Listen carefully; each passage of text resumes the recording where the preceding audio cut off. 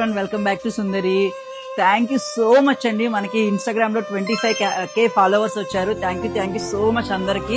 ఇంకా ఎవరైనా ఫాలో అవ్వలేదు అంటే తొందరగా ఫాలో అవ్వండి కొంచెం ప్లీజ్, ఓకేనా. నెక్స్ట్, నేను సుందరి పెట్టే ముందు చాలా భయపడ్డాను, ఎలా ఉండిద్ది ఏంటి, ఓకేనా. అసలే డ్రెస్సెస్ అంటే రకరకాల సైజెస్ ఉంటాయి, మనం అంతా మేనేజ్ చేయగలమా లేదా అని.